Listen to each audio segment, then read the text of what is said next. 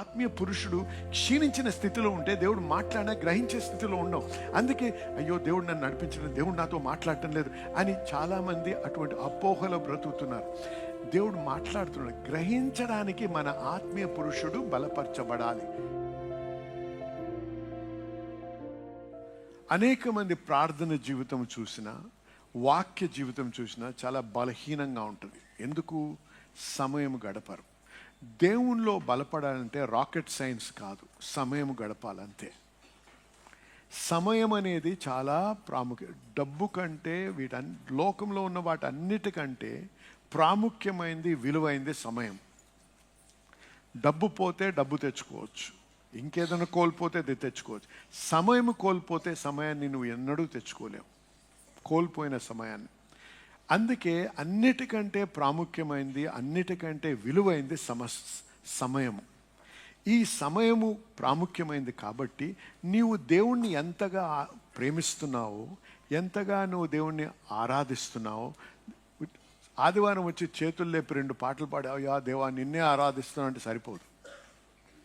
అది ఉట్టి మాటలు.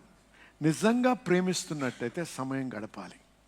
ఏ భార్యనైనా అడగండి, భర్త ఎంత డబ్బు సంపాదించి, ఎన్ని మంచి ఈవులు, ఎన్ని మంచి గిఫ్ట్లు ఇచ్చినా అన్నిటికంటే ఆమె ఎక్కువ కోరేది ఏంటి? ఆయనతో సమయం. నేను నిజం చెప్తే ఆమెను చెప్పండి, ఆమెన్. అంతేనా? అలాగే దేవుడు కూడా మనల్ని కోరేది ఏంటంటే ఆయనతో సమయం గడపాలి. ఆ సమయం ఎలా గడపాలి? వాక్యము పఠించుట ద్వారా, వాక్యము ధ్యానించుట ద్వారా, మరి ప్రార్థనలో మన జీవితాన్ని కట్టుట ద్వారా.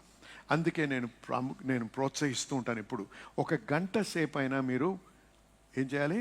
భాషల్లో ప్రార్థించాలి. భాషల్లో ప్రార్థించినప్పుడు మీ మనసుకు అది అర్థం కాదు, మీకు ఇది వెర్రితనంగా ఉంటుంది. కానీ మీరు నేర్చుకోవాల్సిన విషయం, మీరు అర్థం చేసుకోవాల్సిన విషయం ఏంటంటే, నువ్వు భాషలతో మాట్లాడేది నీ యొక్క మనసుతో మాట్లాడటం లేదు, నీ ఆత్మతో మాట్లాడుతున్నావు.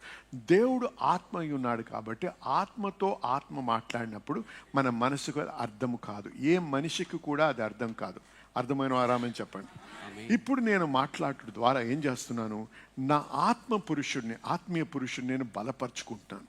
ఈ బలపరుచుకోవడం అంటే అర్థం ఏంటంటే, దేవుడు మనతో దేవుడు ప్రతి మనిషితో మాట్లాడాలని ఆశిస్తున్నాడు. కానీ దేవుడు మాట్లాడే విధానము వేరే విధానాలుగా ఉంటుంది. దేవుడు మాట్లాడేది ఎప్పుడు కూడా మన చెవితో వినే విధంగా అప్పుడప్పుడు మాట్లాడతాడు ఆ విధంగా. కానీ అనేక సార్లు వేరే రకంగా ఒక్కోసారి దర్శనాల ద్వారా మాట్లాడతాడు, ఒక్కోసారి కళల ద్వారా ఒక్కోసారి పర్సెప్షన్ అంటే లోపల ఒక రకమైనటువంటి గ్రహింపు ద్వారా అంటే ఇంకో దగ్గర ఇంగ్లీష్లో he was led by the spirit. Led అంటే ఏలాగైనా లెడ్ లోపల నీకు తెలుస్తుంది.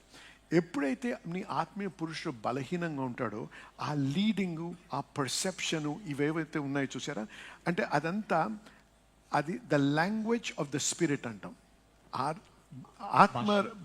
ఆత్మలోకంలో ఉన్న భాష అన్నమాట అది. ఇప్పుడు చూడండి, నేను బ్యాండ్ నడిపిస్తాను, ఇక్కడ వర్షిప్ టీం ఉంటుంది. వర్షిప్ టీం నడిపేటప్పుడు ఒక వచనం పాడతాం, దేవుడు నడిపింపొచ్చి ఆ వచనం మళ్ళీ రెండోసారి పాడాలనిపిస్తే నడిపిస్తున్న వ్యక్తి ఏం చేస్తాడు తెలుసా? చేతితో సైగ చేస్తాడు, నోటితో మాట్లాడు. ఆ సైగ ద్వారా వారికి అర్థమవుద్ది. అర్థమైంది మీ అందరికీ?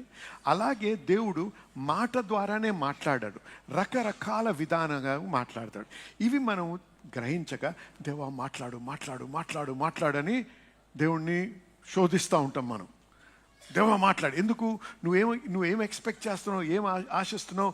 నీ బహిరంగ చెవులతో వినే విధంగా మాట్లాడాలని, లేకపోతే ఖచ్చితంగా ఆకాశంలో ఏదో రాసి ఉండాలని, ఏదో అద్భుత విధంగా జరగాలని.